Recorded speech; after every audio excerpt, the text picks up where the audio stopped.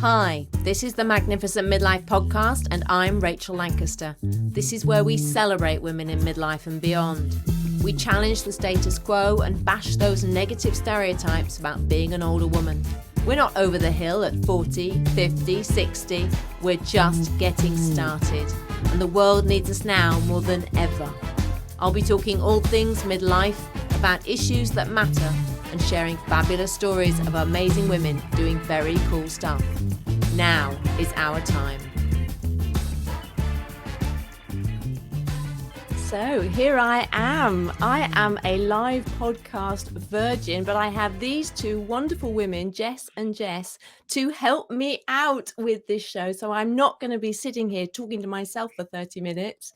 So it's lovely to have you here, ladies. Welcome. You are not alone. Are we all live podcast virgins here? No, you're not. We are not. You've done a live audio. We've done the other things, like some different variations, you know what I mean? So not exactly. I don't know what you mean by that, but I am here for talking about it. Okay. What I think that we should all embrace is that as midlife women, being either virgins or near virgins has been a long time. So I say good for us. Yeah. Good for us. Awesome. Cheers. Cheers to that. Absolutely. Well, we're kicking off as we mean to carry on, I hope. Yeah. So I should explain that we, all three of us, we like talking about things that other people perhaps don't like talking about very much, or it makes them uncomfortable. But we like to talk about these things, don't we? Yeah. So in fact, we first connected talking about the big M word, the very magnificent menopause, didn't we? Yeah, we did. And it was quite a connection, obviously, to bring us here. I learned about the best lube to use in menopause. That is one of my big takeaways from that episode, Rachel, and that it is not something that can be bought in the US, that you have to order it from Amazon, and it comes from the UK. So it comes from Germany, I think. Yeah, that's Germany. Germany. Oh, yeah. They're the ones who've got the best lube. Even more serious. They've got the ticket on the whole menopause thing and the Magnificent Menopause midlife thing. So I wonder, like, Rachel, how are you feeling about midlife right now? Well, this is what I want the world to know, because I am well through menopause. I'm 14 years through menopause, and I feel great. I feel really magnificent. And that's why I get really excited when I've got younger women, and I know there are younger women in the audience, as well as my guests here. And I get very excited to be able to share this message with younger women, because I think a lot of women get very scared about getting older. They get very scared about menopause. It's the end of meaningful life as we know it. Well, it isn't. It really isn't. And I went through that process and that period, and it was very difficult. But now I'm like, I think it's amazing. I really do. And so my podcast is all about sharing stories about magnificent midlife and beyond women, because there's always an and beyond, because I don't think it's ever too late for any of us to be doing anything. So this is 40s, this is 50s, this is 60s, this is 70s. You're never too old, and it's never too late. No. You know what I learned from my therapist the other day? What did you learn? Which I feel like you talked about this when we had our conversation, but I had maybe like menopause brained it out. And she reminded me the other day of we have two really creative times in our lives. And the first period of time is when we're in our teens and our early 20s, because we don't understand that, the world doesn't revolve around us. So we don't think that we have any limitations and whatnot. So we can just create and create and create. And then the second time is when we are really like in our 50s and our 60s, because as you talked about a lot and really broke down and explained to us, like, you're not putting all of your energy into creating eggs and all the other things, and menses and all that jazz. You're freed up to start creating so many other things when you're at that point in your life. And she was like, this is backed up by research and science. And look at the average age of people who win Nobel Peace Prizes and who go on to win Grammys and, blah, blah, blah. They're all like in their 50s, right? Late 50s, or at least not all, but like a large portion of them. And that like freed me up for this week anyway. I will keep remembering that. But I was like, oh my gosh, like I am only getting started. Exactly. But I always like to say that the end of my fertility has become the most fertile time of my life. Yes, I love Because that. I would saying that. never have done a podcast. I've written a book. She's there, strategically there. And I would never have done that before menopause. I was compliant before menopause. That's what I think. What does that mean? I did what I was supposed to do. What are you supposed to do? Well, I had the job and I had the children, well, a child and then stepchildren, and I looked after everybody else and I behaved. And now I'm like, not so much estrogen in my body. And I like to call estrogen the biddable hormone, and it's not there anymore. And I can put myself first. I can start thinking, what do I want to do with my life? And that, I think, is really exciting. So yes, younger women, I want you to hold on to this because, there is a whole exciting world for you waiting out there. There really is. One of the interesting things that I have found as I have been moving into midlife and embracing it, because I think that sadly, culturally, we are taught that we will become invisible and less valuable as we as women move into midlife.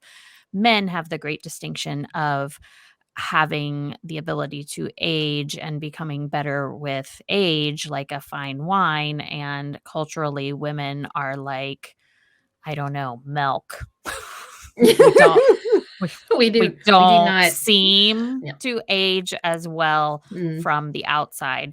And there's something a little bit freeing about no longer being focused on what the outward world thinks, sees, believes I should be doing, and having a little bit more of a who cares attitude. Have you found in the women that you talk to for Magnificent Midlife, Rachel, that seems to be a liberation that is pervasive amongst those of us in the club?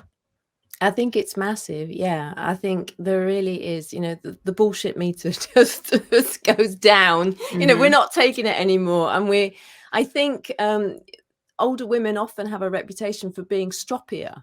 Well, yes, they do. And I think some women get very scared by when they start getting more angry as they go through menopause and as the hormones start changing. But anger is just passion in disguise. So you can turn anger into real passion to change the world. And that's what I see a lot of women. They want to have more of a sense of purpose. They want to be able to leave a legacy.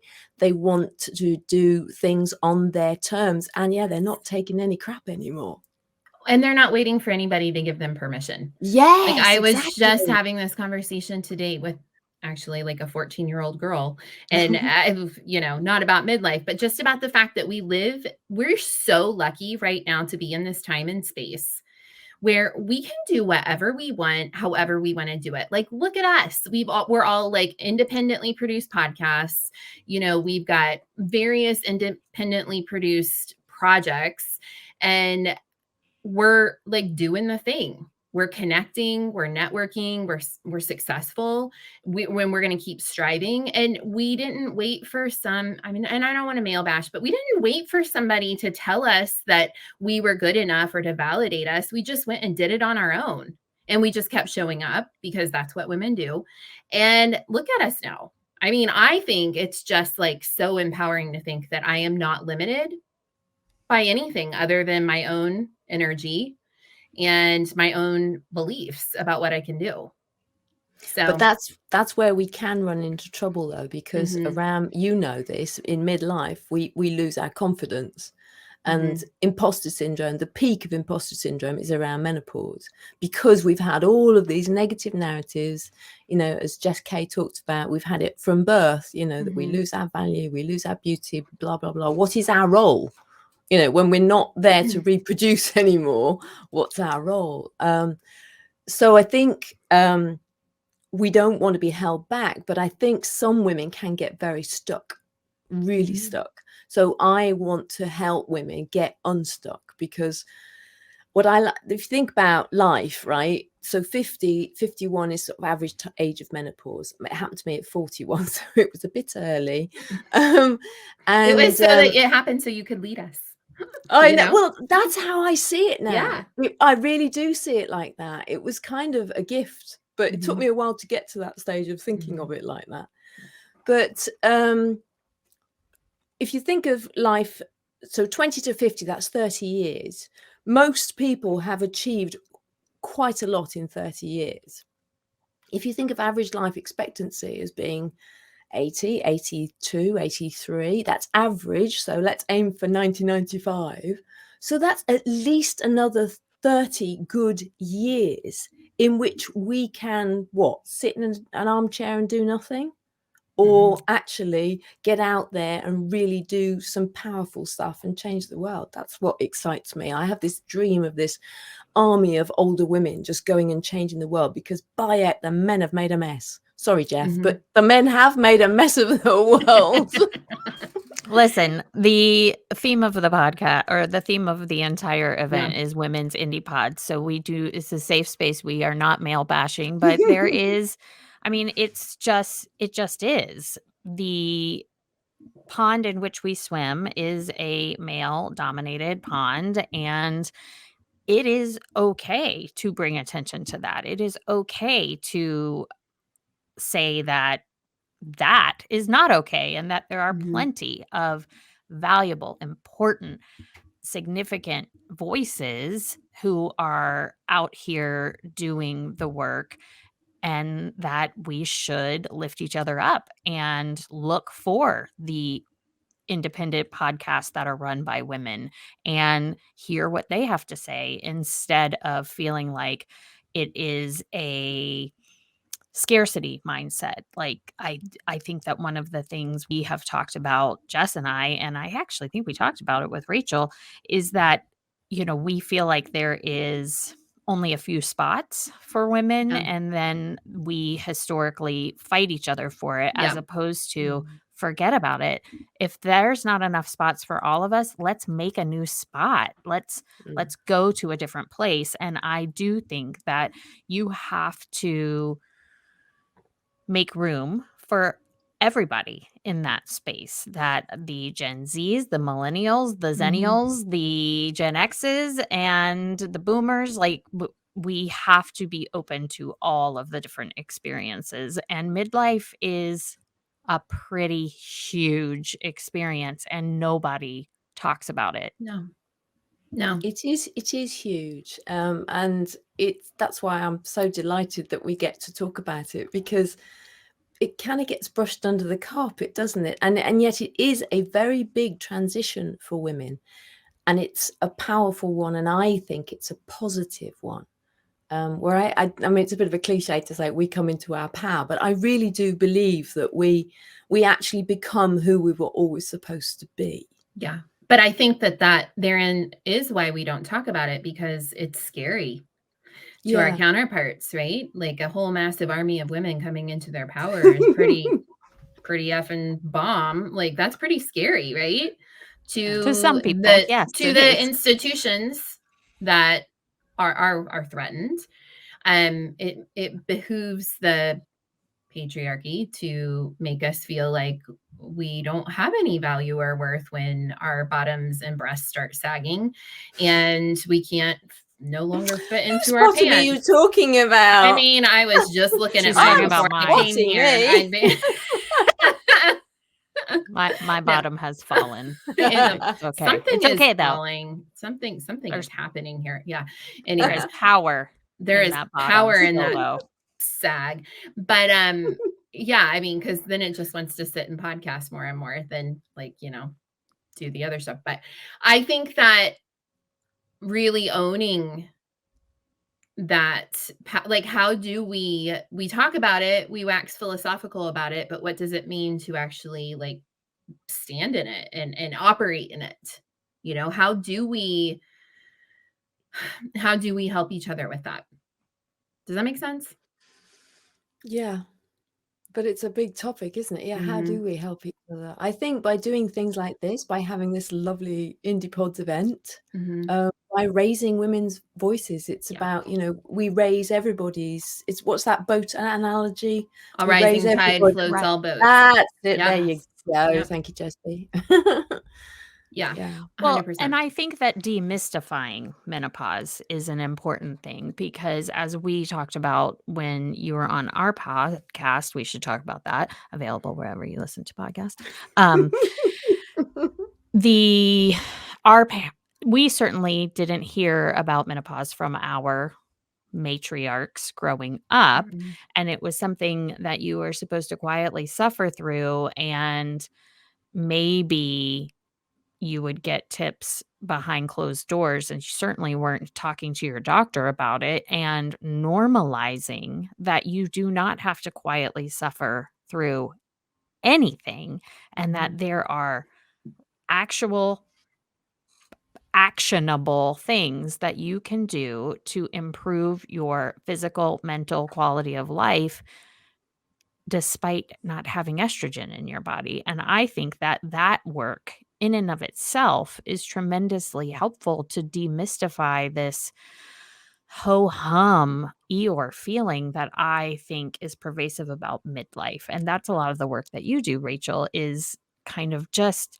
ripping the curtain back and looking at the specific things that no one wants to talk about, like sex and body image and career moves and relationships and parenting all after midlife, don't you think? Yes. Yes. Yes. Yes, I Yeah. do. I do. Yeah. Yeah. What's been the highest high and the lowest low Of What? midlife? for you Of so midlife for far? Yeah. me? Mm. It was definitely not being able to have the second baby that I Yeah. wanted. Yeah. So that was pretty shitty, to be Yeah. honest. Yeah. Because that's how I found out about that I had the early menopause diagnosis. Mm. Was because I was trying for another child, and him indoors had a vasectomy.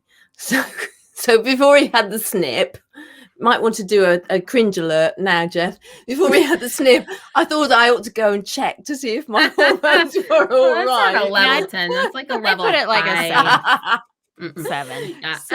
So I went and had the test, and then Mhm. I was literally, the doctor said, Thank you have the hormonal profile of a postmenopausal woman. I was like, what? What? And in terms of self-esteem, that the image that came into my head was dried up old prune. Yep. I don't know if that works on Yeah, the other side of the pond. I think that but gets it. Yeah, but it that's does. how I felt. Nobody Mhm. has said that to me, but that's how I felt. And I allowed that diagnosis to impact who I was and everything. So that was a really difficult time. But then I changed my diet and I changed my lifestyle, and then I got my periods back. And that then taught me how much impact we can have on our hormonal balance if we put in place certain things, which are often not very popular. Mhm. And I don't like them Like either, like cutting out the caffeine and the Mhm. sugar Alcohol. and the alcohol. Which is We really a bit know. boring, So Mhm. I try not to labor the point, but it depends, So if you're suffering badly, Yeah. you might want to reduce them. If you're not, if you're fine and nothing's happening at all, then You carry mean on. you're not spending like a week, crying in bed? Like, does that happen to anybody else? Anybody? No. menopause. No. I mean, I don't know. There's I But lots I of think think, reasons why you might be uh, crying in I bed for a know. week. I Just know. I don't know. yeah, Menopause is True. certainly perimenopause Part is of certainly it, one of them. yes. And I am perimenopausal, just making that announcement right here today on whatever day this is. And It's a boy, does that Saturday. feel good. That feels good. Yeah. I think that, I think we need guidance and we need education, and which is what you do 150,000%. But we need more of it, because you can't go into your doctor. Like, even my I love my OB-GYN. She's awesome. She's like my age. The first thing she wanted to do was slap me on contraceptives. Right. And I was like, yeah, that doesn't feel right. So I didn't. I keep picking up the prescriptions. Isn't that weird? I've got, like, if anybody needs them, I've got them all in my closet. 2 years of the birth control pill in my closet that I haven't taken. That's weird. I should stop doing Jess that. is running a I hustle. I do, if anybody needs it. Low estrogen. But estrogen? You want yeah, estrogen? I know. Well, actually, you could come over here and do a roaring trade because we can't get a hold of it over here. So What? There's Why? going to be a black market soon in HRT. Yeah. On Breaking news. hormone replacement therapy? Why? I don't know. Well, I think it's Brexit, actually. It's because we left the European Union and now we have problems getting our drugs, our legal drugs, and probably have difficulties getting the illegal ones as well. Which brings me, funnily enough, to your recent podcast, which you did about pot. Yeah. There's a complete sideline there, but let's talk about pot instead of menopause. How about that? Okay. Well, I think pot does help menopause. Actually. It does. Yes. CBD is known to be helpful, and it What is the down. status of weed in the UK, Rachel? Is it legal or? It's not legal, but I think you can have a little bit in your possession and you won't get into trouble for it. Okay. So another woman independent podcaster, Ellen Silver, has a fantastic podcast called How to Do the Pot.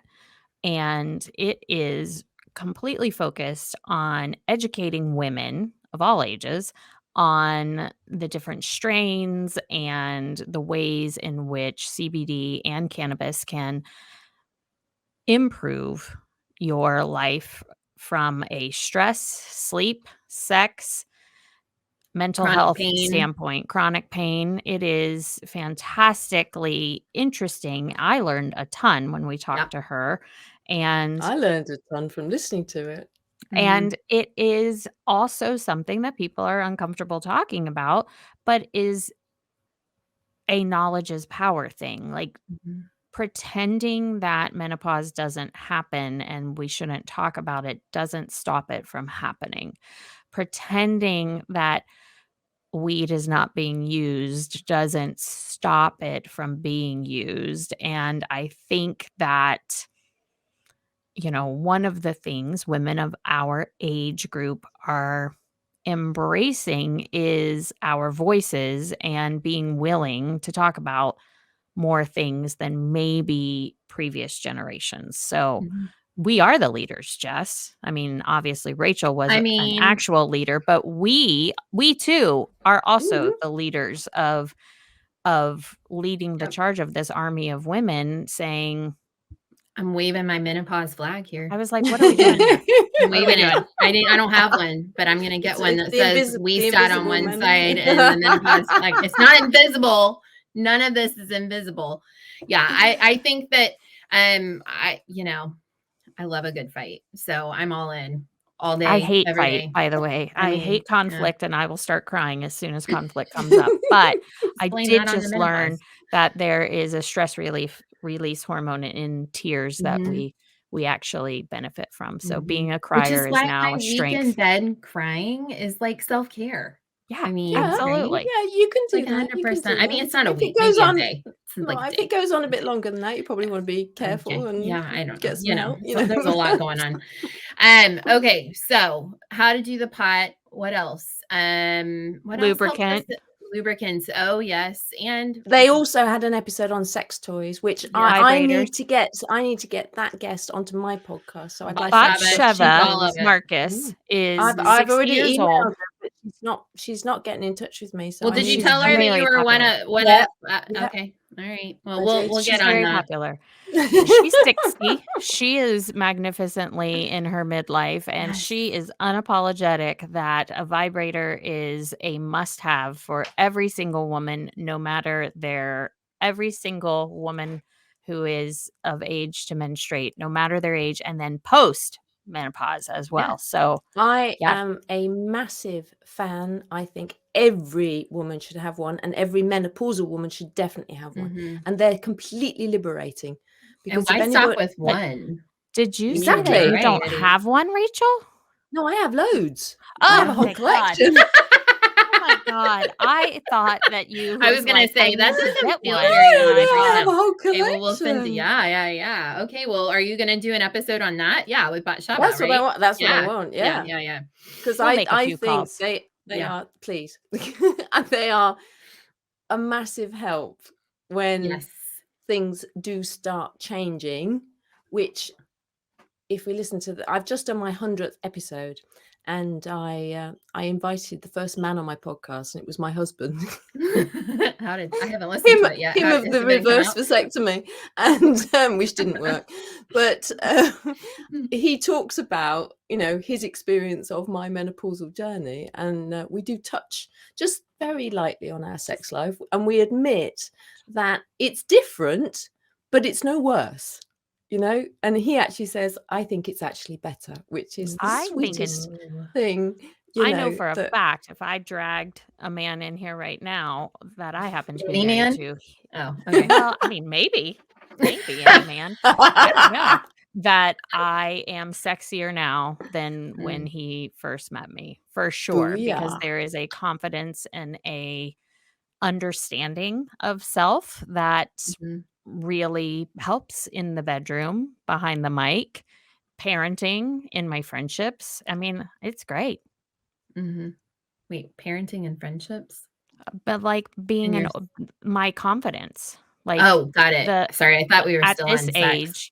Yeah, it would be weird. Well, I mean, I think that's a good point to say thank you, audience, for listening to us. And Jeff, can you take it away with our outro, please? Thanks for listening to this episode of the Magnificent Midlife podcast. If you enjoyed it, please subscribe, follow, and share it. Also, giving a 5-star review really helps get the word out. You'll find the show notes at magnificentmidlife.com. That's also where you can get my book, Magnificent Midlife, Transform Your Middle Years, Menopause, and Beyond. Make the very best of your next chapter. Help me change the world, one magnificent midlife woman at a time.